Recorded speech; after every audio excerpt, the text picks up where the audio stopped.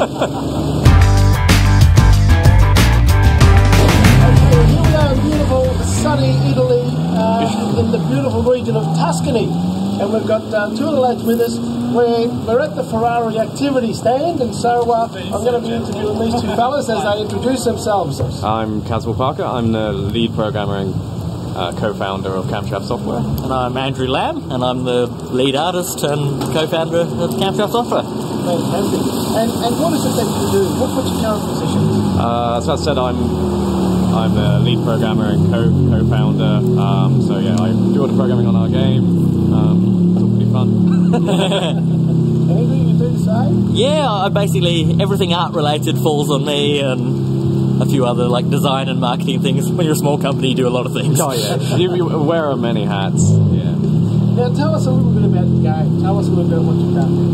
So our game's called Automation. It's a car company tycoon game. So the idea is you're like the head of like Ford or Nissan or some big car company ordering down kind of what engines you want designed, what cars you want designed, how your factories are set up, where your dealership networks are, what countries you're exporting cars to, making sure you're building the right cars for the target market. So like in Italy, they first small cars to get in all these tight towns with twisty streets and stuff, whereas in America they like their big luxury barges.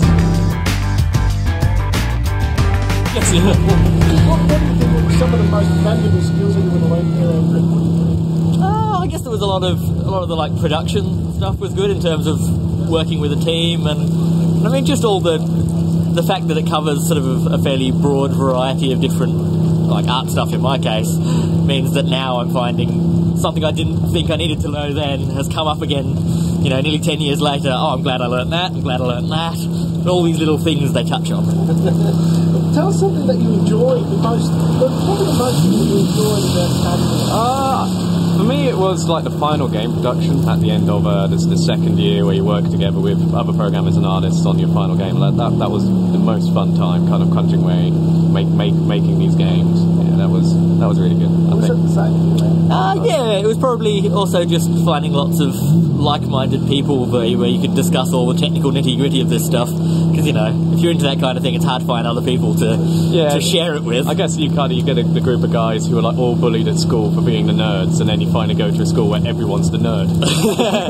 Some of the projects you worked on? This is pretty much the only project we've worked on. This project is so immense that, basically a couple of years after I left AIE, I started on this, and now it's my full-time thing. How long has this taken?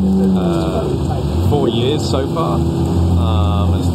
Still at it. Probably got another 2 years to go to get it done. Doing sort of the early access style of pre-orders, and sold about 10,000 of those. So that's really starting to get going. You know, and just that like everything you're working on is contributing towards making something that you really want to make.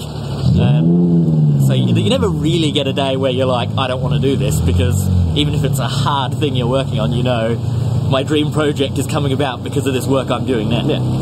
So would you say this is one of your dream projects that you've always sort of dreamed about? That's how it started, basically. I have literally been working out how I would do this and planning it since I was 10 years old. So getting to finally do it is good. So what's one piece of advice that perhaps you could give some of the graduating students who may not have? That's a tough one. Yeah. Keep a love of learning. I mean, it's such a dynamic field that you can't sit on your laurels. There's so much changing and going on that you've always got to kind of learn and keep up with all the changes and stuff like that.